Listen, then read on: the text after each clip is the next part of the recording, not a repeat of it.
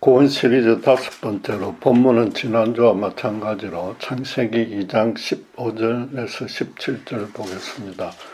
창세기 2장 15절에서 17절 제가 봉독하겠습니다. 여호와 하나님이 그 사람을 이끌어 에덴 동산에 두어 그것을 경작하며 지키게 하시고 여호와 하나님이 그 사람에게 명하여 이르시되 동산 각종 나무의 열매는 내가 임의로 먹되 선악을 알게 하는 나무의 열매는 먹지 말라. 내가 먹는 날에는 반드시 죽으리라 하시니라. 이 선악과 검증만큼 왈가왈부가 많은 성경 말씀도 없을 것입니다. 불신자들이 반발 비난하는 것은 하나님과 성경을 모르니까 얼마든지 그럴 만합니다. 문제는 신자들 중에도 제대로 이해하지 못하는 것은 둘째치고 세상 사람들처럼 신화나 전설로 간주하는 경우마저 있습니다.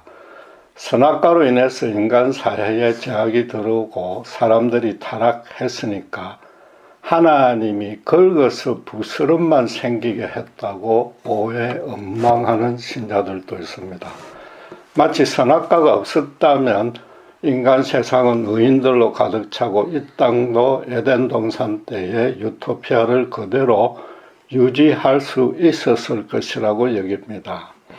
이 땅의 제약상이 너무 심각하고 소망이 보이지 않는 현실이 안타까워서 그런 감상이 드는 것은 이해가 됩니다. 그러나 단순히 스쳐 지나가는 생각이 아니라 계속 그런 의심을 갖고 있다면 신앙을 다시 점검해 볼 필요가 있습니다. 하나님이 선악과를 만들지 않았어야 한다는 것은 지금까지 지구상에 존재하는 모든 인간들 중에 단 한 명도 단 한 번의 죄라도 짓지 않았어야 한다는 뜻이 됩니다. 이 땅의 생태계도 항상 쾌적하게 유지되고 노쇠나 질병 등으로 인한 고통도 없어서 인간의 스트레스를 전혀 받지 않아야 합니다. 말하자면 모든 인간이 지금의 우리처럼 연약하지 않고 삶에서 완전한 진선미를 실현해내야 되는데 그건 사실상 하나님과 방불한 존재입니다. 하나님이 천사 같은 존재를 물질계 내에 수십억 명이 넘도록 만드실 이유는 전혀 없습니다. 신적 존재가 아니고도 인간이 죄를 평생도록 전혀 짓지 않으려면 두 가지 길 뿐입니다. 첫째는 선과 악에 대한 윤리의식이 하나도 없는 짐승이거나 둘째, 모든 활동이 사전에 프로그램되어서 자동적으로 움직이는 로봇이어야 됩니다. 하나님이 선악과를 두지 말았어야 한다는 생각은 인간을 신이나 짐승이나 기계 셋 중에 하나로 만들었어야 했다는 뜻이고 또 그 셋이 틀을 잡고 살아야 될 이 세상도 각기 천국, 정글, 공장 셋 중에 하나로 만들었어야 된다는 겁니다. 이는 하나님이 창조할 당시에 전혀 꿈꾸지 않았던 그림입니다. 인간을 더도 말고 덜도 말고 지금의 이 모습으로 만드시길 원하셨고 또 그렇게 만드신 후에 심히 기뻐했습니다. 인간이 감히 신처럼 되고 싶다는 것은 인간의 한계를 넘어서 하나님의 고유 영역을 침범하는 너무나 교만한 생각입니다. 반대로 짐승이나 기계로 만족하겠다는 것은 하나님이 당신의 형상을 담게 만들어준 인간으로서의 고귀한 신분과 능력을 포기해버리는 너무나 패역한 생각입니다. 그런 의심은 결국 이 땅과 인간을 처음부터 만들지 말았어야 한다는 그런 뜻이 됩니다. 하나님의 하나님다우심부터 온전히 인정하지 않는 것입니다. 만약에 하나님이 존재하지 않고 인간이 우연히 물질에서 진화되었고 이 땅이 전부라면은 인간이 취할 수 있는 가장 현명한 방안은 두 가지뿐입니다. 모든 수단 방법 가리지 않고 예컨대 마피아 두목이 되더라도 최대한 풍요와 사치와 쾌락을 누리며 사는 것입니다. 그럴 만한 능력과 여건이 안 되면 어차피 인생이 아무 의미 없이 물질로 끝날 바에야 미리부터 자살하는 것이 훨씬 더 현명합니다. 하나님이 선악과를 만들지 않았더라면이라는 원망 내지 의심에 실질적인 의미는 살펴본 대로 인간이 신적 존재 혹은 짐승이 되어야 된다는 겁니다. 놀랍게도 이 결론은 진화론자의 인생관과 사실상 맥을 같이 합니다. 신적 존재가 된다는 것은 이 땅의 인생을 초월해 버리는 것이므로 사실상 자살하는 것과 일맥상통하는 것이고, 또 짐승이 되는 것은 조폭두목처럼 사는 것이지 않습니까? 인간은 창조된 이후에 자의식이 생긴 존재입니다. 이 땅에서 임해서 이대로 살아야 한다는 것은 그런 상황을 절대로 벗어날 수 없다는 차원에서 인간의 숙명입니다. 모든 행동과 말은 물론이고 생각도 자신이 창조된 피조물이거나 우연히 생성된 물체라는 두 가지 중에 한 가지 범주 내에서만 행해야 합니다. 따라서 선악과 검증은 오히려 인간의 실상을 너무나 정확히 표현한 합리적이고도 객관적인 진술이라고 말할 수 있습니다. 대신에 인간이 신적 존재가 될 수 있다거나 신들이 인간처럼 되었다는 가르침이야말로 허구적인 신화일 뿐입니다. 그런 신화들은 인간의 삶에 의미 있는 영향을 전혀 미치지 못합니다. 자기가 천둥의 신이 되었다고 서로 복장을 하고서 그렇게 행세해야 했다가는 정신병원에 강제 입원될 뿐인 겁니다. 무엇보다도 선악과를 만들지 않았더라면 죄가 생기지 않았을 것이라는 그 분석 자체가 아예 틀린 겁니다. 하나님이 선악과를 절대로 먹지 말라고 했고 그러면 반드시 죽는다고 분명히 미리 경고했습니다. 비유를 하자면은 10m 앞에 커다란 맨홀이 있어서 그대로 걸어가면 빠져 죽는다고 분명히 경고했고 실제로 그 맨홀이 빤히 보이는데도 고집스럽게 걸어가서 빠져서 죽은 것과 같습니다. 미리 경고를 하지 않았고 어디에 보이는지 모르게 맨홀을 곳곳에 숨겨 놓았다면 분명히 그렇게 만든 하나님의 잘못입니다. 그러나 분명히 보이도록 했고 또 분명히 경고했다면 맨홀을 둔 것이 사망의 원인이 결코 아니라 고집스럽게 걸어간 사람의 전적인 책임일 뿐입니다. 그렇다면 인간이 정말로 깊이 따져야 될 문제는 왜 맨홀을 눈앞에 두었느냐는 이유여야만 되는 겁니다. 성경은 반드시 본문에서부터 그 의미를 찾아야 됩니다. 9절에 보시면 하나님이 인간으로 선악을 알게 하는 나무를 동산 중앙에 두었다고 말합니다. 그런데 인간이 선과 악을 구분하게 되는 것은 좋은 일인데 하나님이 왜 그것을 먹지 못하게 했는지 조금 의아해집니다. 마찬가지로 본문 안에서 하나님의 뜻을 찾아내야 됩니다. 선악을 알게 한다고 해서 가실 안에 영적으로 신통한 능력이 내포되고 따먹으면 도덕적 종교적 안목이 훤히 밝아진다는 뜻은 아닙니다. 동산에 모든 나무의 실과를 먹어도 된다고 했으니까 그것이 선입니다. 그리고 이 가실만 먹지 말라고 했는데 그게 당연히 악이니까 먹지 말라는 겁니다. 하나님이 인간에게 바라시는 선은 선악과만 빼고 다른 모든 실과를 먹는 것입니다. 그러나 인간은 하나님이 주신 선에 만족하지 못하고 하나님이 바라지 않는 악을 고의로 능동적으로 행한 것입니다. 말하자면 하나님이 말씀하시는 선과 악은 우리가 이해하는 선과 악과는 의미가 다르다는 겁니다. 모든 가시를 먹다 보면 간혹 맛이나 모양이 떨어지는 것도 있고 급하게 먹다가 체하거나 배탈이 날 수도 있습니다.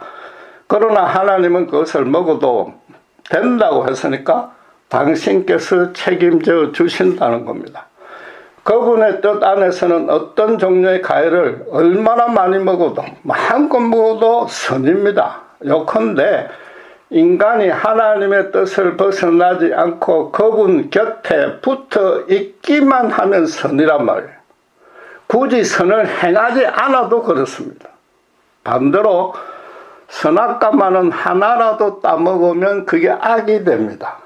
아무리 부부가 사이좋게 따먹고 또 그로 인해서 몸도 건강해지고 둘 사이가 더욱 사랑으로 굳어져도 그렇습니다. 하나님의 뜻을 벗어나서 그분의 편에 들어붙어 있지 않으면 악이라는 겁니다.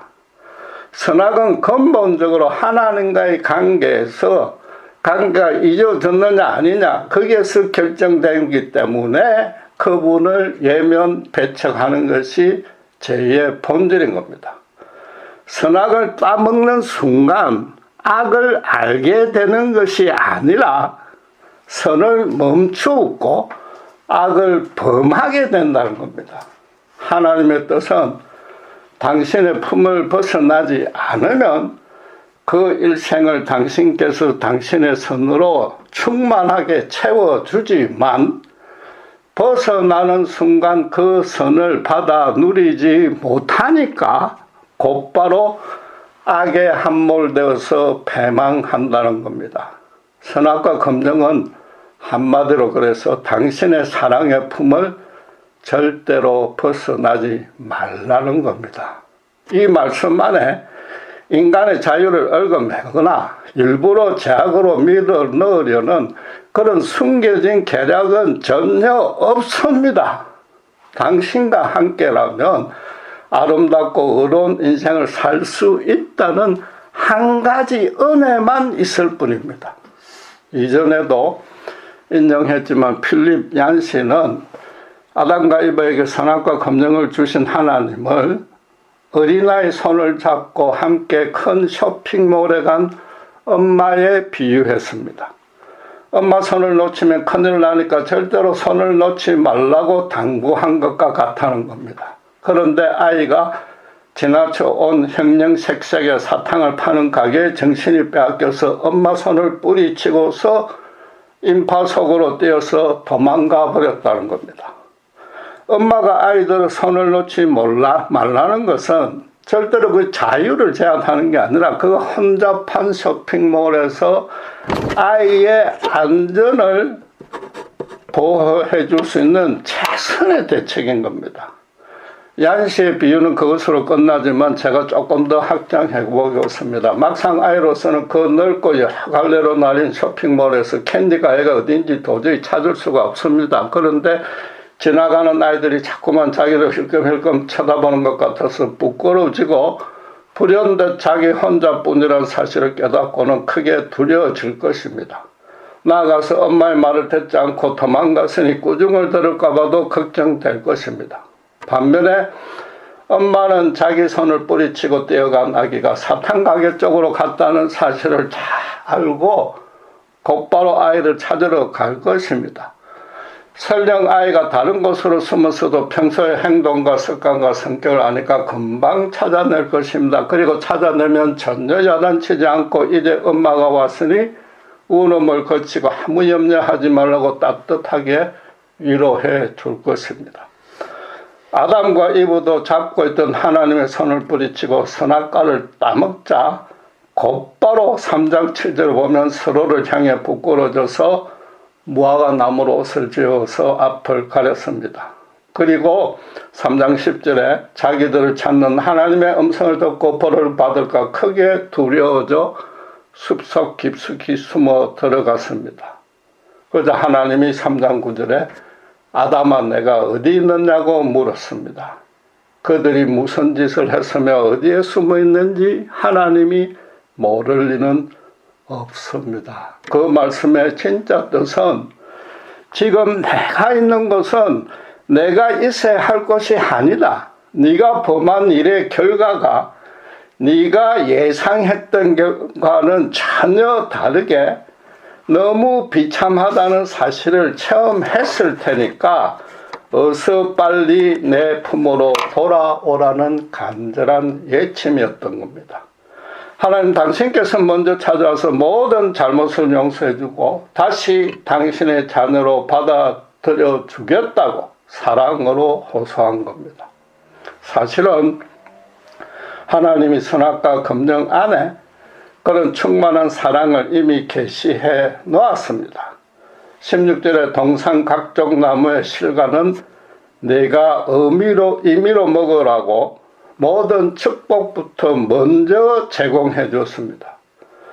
그 축복에는 당신의 인간을 향한 사랑에 아무런 제한이 없다는 표현들이 나옵니다. 첫째, 각종 나무라고 했습니다.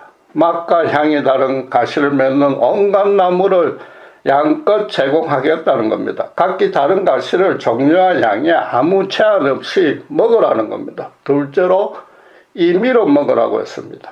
따먹는 시기와 장소와 상황, 그 어떤 내부적인 요소에도 구애받을 필요가 없다는 겁니다.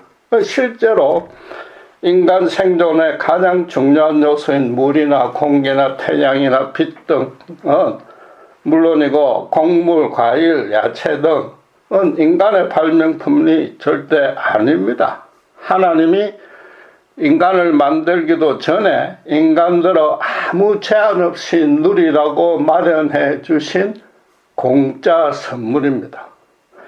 지구상의 모든 가시를 인간의 임의 처분에 맡긴 후에 딱 하나의 가시만 먹지 말라고 했습니다. 그것이 최고로 아름답거나 천국의 맛을 가졌거나 값으로 따져서 엄청나게 비싼 것도 아닐 겁니다. 하나님이 동산 중앙에 두어서 언제든지 봐도 보이는데도 아담이 사탄의 깸을 받기 전까지는 따먹을 생각도 하지 않았으니까 틀림없이 매우 평범한 모습이었습니다. 말하자면 이 검령은 굳이 지키려고 노력하지 않고도 평소대로 살고 있으면 얼마든지 쉽게 지킬 수 있었던 그런 차원이란 말입니다.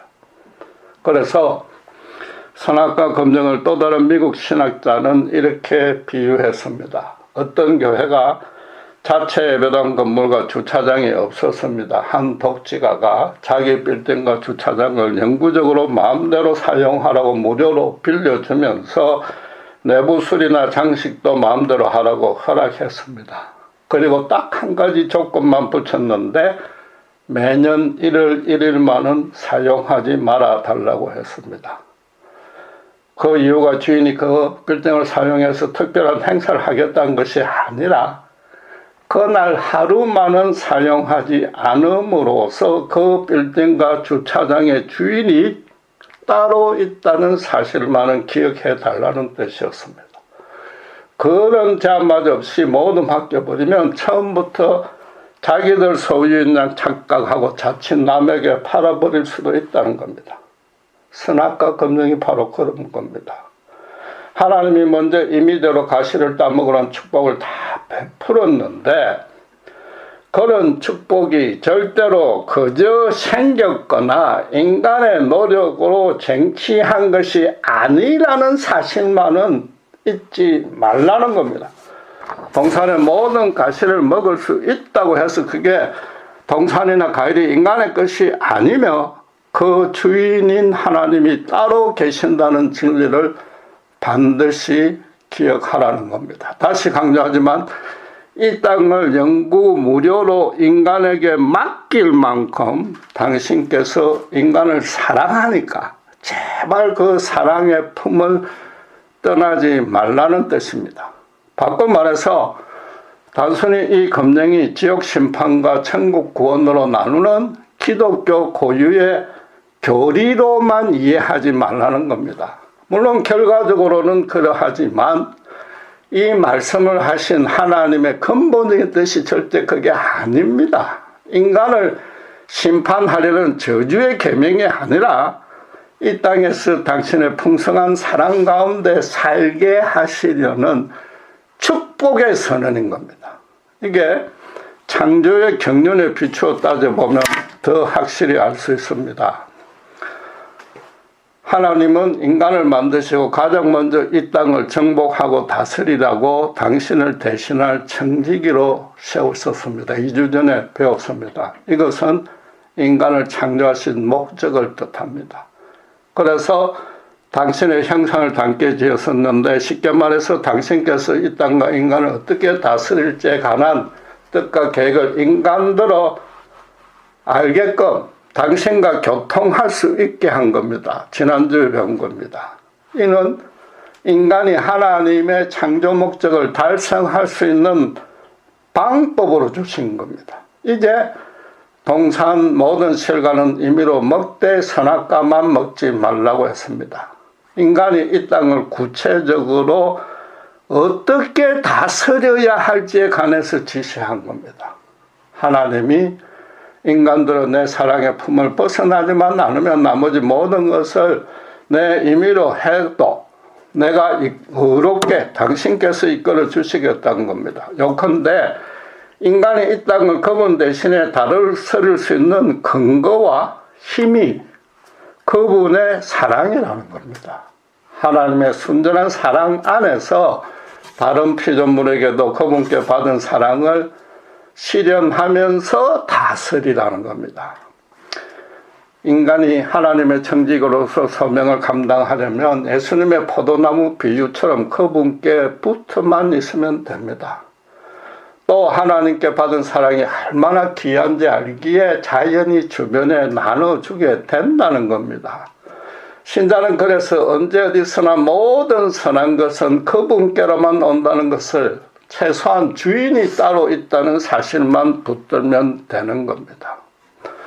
웨스트민스터 소요리 문답 첫째 조항은 사람의 제일 되는 목적은 하나님을 영화롭게 하는 것과 영원토록 그를 즐거워하는 것이라고 가르칩니다. 그분을 영화롭게 한다고 해서 단순히 도덕적으로 경건한 계명에 충성해야 되고 종교적으로 신령한 의식을 거행해야 한다는 의미가 아닙니다.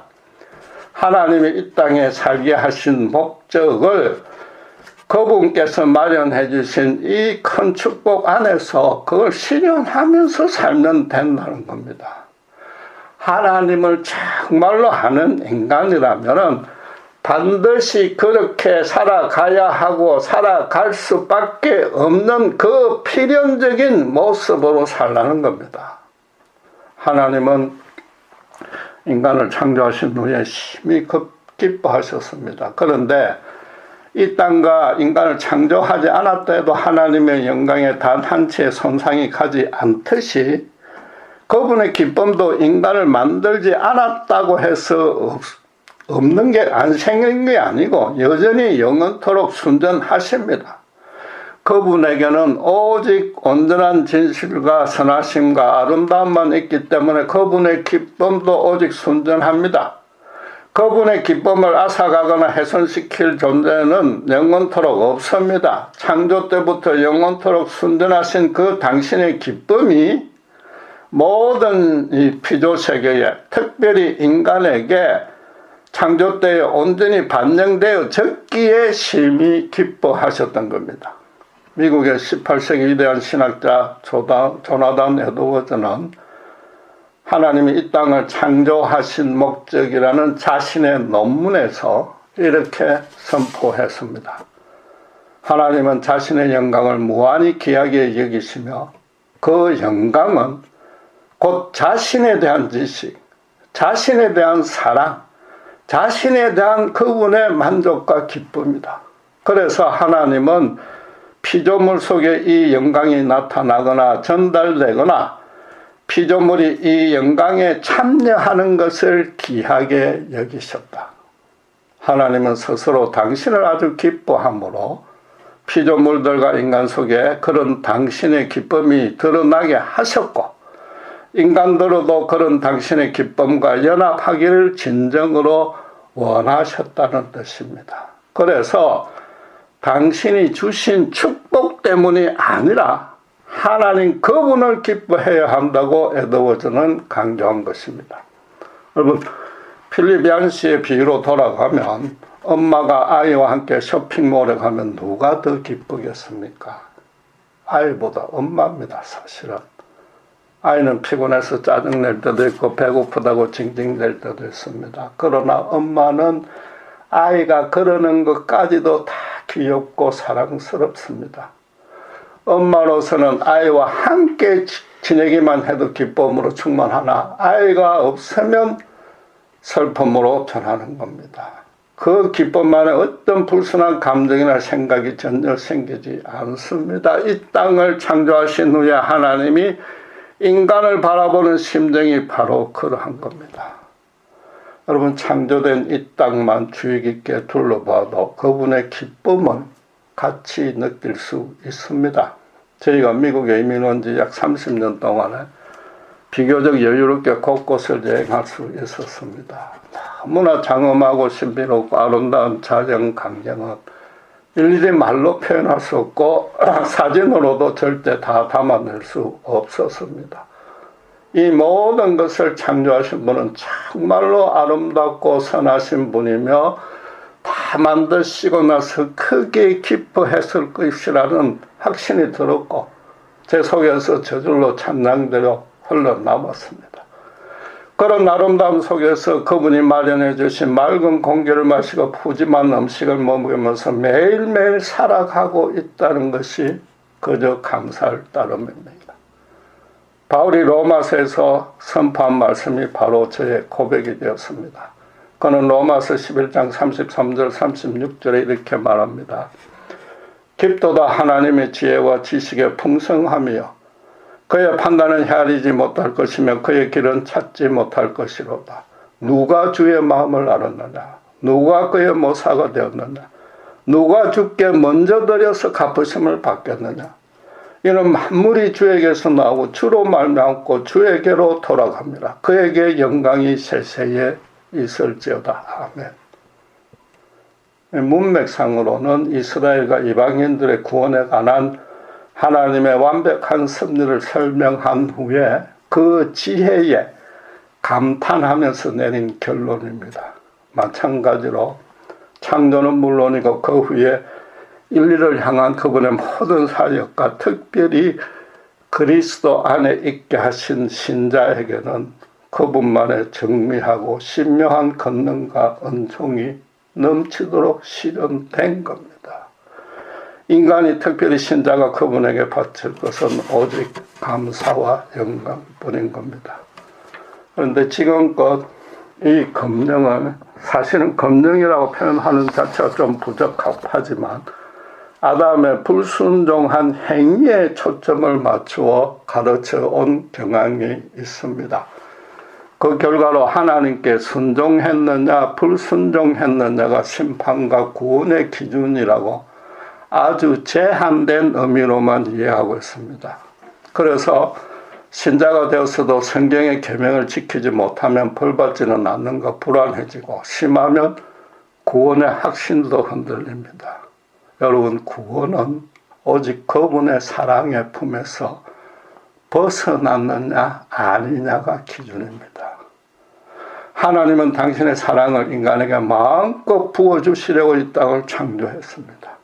최초 인간도 처음에는 넘치도록 그 사랑을 체험하며 누렸습니다. 모든 과실 다 먹어도 되지만 딱 하나만 금지했습니다. 그 하나를 먹으면 독이 된다는 뜻입니다.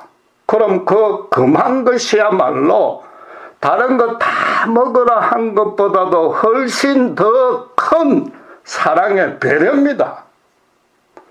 그런데도 사탄의 게임에 빠져서 스스로 하나님의 사랑을 발로 차버린 겁니다.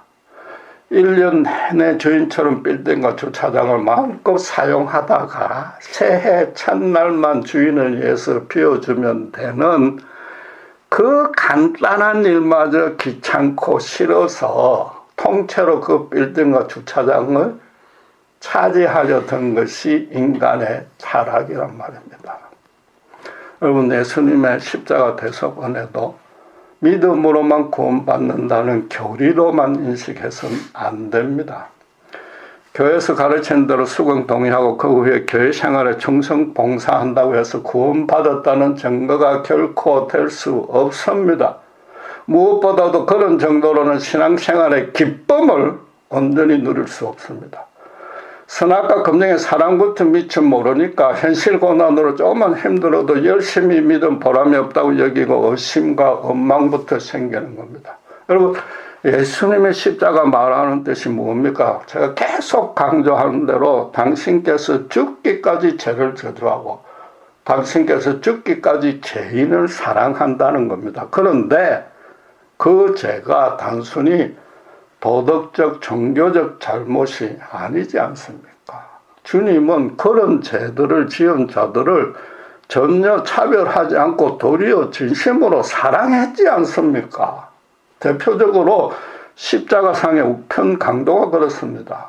매국노, 세리, 우상숭배자, 이방인들 나아가서 당신을 배반할 제자들까지도 겸손히 당신 앞으로 나오기만 하면 똑같이 사랑해 주었습니다. 당신께서 죽기까지 저주한 죄의 본질은 인간이 죽기까지 당신을, 참 하나님을 배척 거역하는 그 죄입니다. 그래서 제발 그 사랑의 품 안으로 돌아와서 다시는 벗어나지 말라고 당신의 생명까지 바친 겁니다. 하나님의 인간을 향한 사랑은 태초부터 지금까지 단 한 번도 가감, 수정, 타협, 포기된 적이 없다는 겁니다. 십자가 복음이 바로 이 선악과 검증인 겁니다. 바울은 도덕적, 종교적으로는 하나님 앞에 흠이 하나도 없다고 자부할 만큼 당대 최고의 의인이었습니다. 그러나 그가 전혀 몰랐던 간단한 사실이 하나 있었습니다. 하나님은 사랑이시므로 당신께로 나오는 자는 세리든 이방인이든 창녀든 귀신 들린 자든 불치병자 불구자 어느 누구라도 기뻐하신다는 진리를 알지 못했습니다. 대신에 그는 하나님은 당연히 그런 자들을 미워하고 미워해야만 한다고 믿고서 예수님을 이단의 개수로 정죄하고 예수 믿는 자들을 앞장서서 죽이려 다녔습니다. 한마디로 자신이 하나님보다 더 높은 위치에 있었던 겁니다. 그에게는 도덕적, 종교적 우월감과 자부심만 있었지 하나님 안에서의 진정한 기쁨과 사랑이 전혀 없었습니다. 자기가 주도해서 스데반을 처형시킬 때에 그의 얼굴에 넘치는 하나님의 영광을 자신은 한 번도 본 적이 없었습니다. 구약의 전문가면서도 인간을 향한 하나님의 구체적인 뜻을 최초로 계시한 이 선악과 검증도 오늘날의 많은 신자들이 그러하듯이 율법적으로만 해석 적용한 겁니다. 그러다가 부활하신 예수님을 만나서 조건 없는 용서를 받고 오히려 하나님의 종으로 세워지고서야 자신이야말로 그분의 참사랑을 거부하며 선악과를 따먹은 천하 죄인임을 깨달았던 겁니다. 그리고 생전 처음 예수님을 통해서 하나님의 사랑과 기쁨의 품 안으로 돌아간 겁니다. 3일간 완전히 봉사가 되었다가 오직 하나님의 은혜로 회복되는 체험을 한 바울로서는 이런 고백이 절로 나올 수밖에 없었습니다. 로마서 8장 37절 39절 이렇게 말합니다.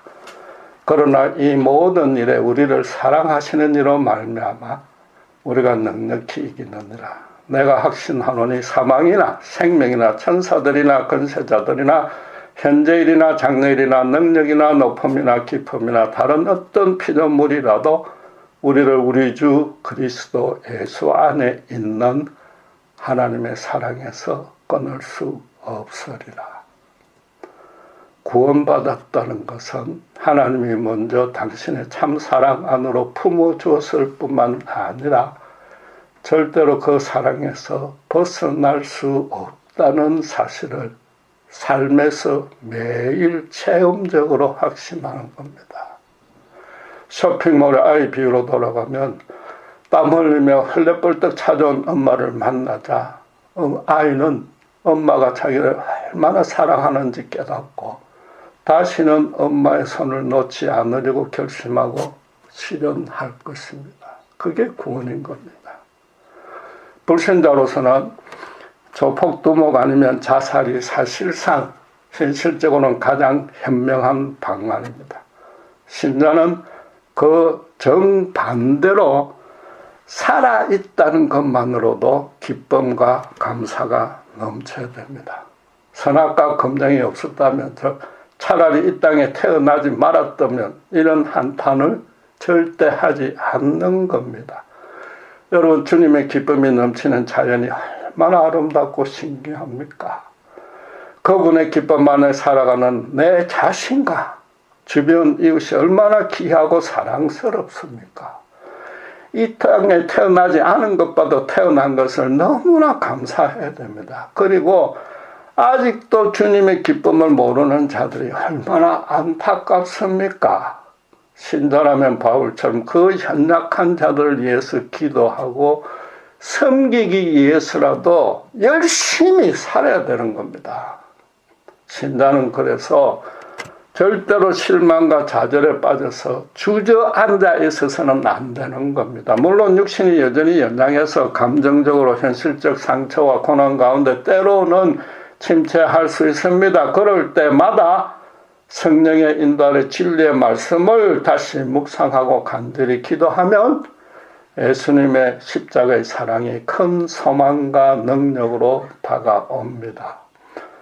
구원받은 가장 확실한 증거는 예수님의 기쁨에 참여하고 이 땅과 이 나의 삶이 너무 감사하기에 그 기쁨을 주변에 나눠주고 있는 겁니다. 최소한도 하나님 밖에서는 절대로 순전한 기쁨이 생길 수 없다는 진리를 피부로 실감하고 있는 겁니다. 그것이 바로 선악과 검정의 진짜 뜻인 겁니다. 기도하겠습니다. 선악과 검정을 인간의 자유를 묶거나 심판으로 몰아가는 율법적 계명이 하나님을 배웁니다. 그 안에 넘치는 사랑이 있고 오직 우리를 향하신 하나님의 기쁨과 은혜가 충만함을 다시 확인합니다. 우리가 구원받았다는 것은 정말로 그 자격 하나 없고 오히려 바울처럼 원수 대적했으나 주님이 먼저 찾아와서 당신의 사랑의 품으로 되돌려 주신 것을 압니다. 이제 날마다 그런 사랑을 체험하고 있기에 아직도 이 사랑을 모르는 주변에 정말 미혹된 불쌍한 자들을 안타까이 여기며 그런 큰 은혜를 주신 주님의 뜻에 맞춰 끝까지 화목하는 말씀으로 주변을 주님께로 인도하는 책임을 다할 수 있도록 저희들을 주님께서 마음껏 들어 사용하여 주시옵소서. 감사합니다. 우리 주 예수 그리스도 이름으로 기도드렸습니다.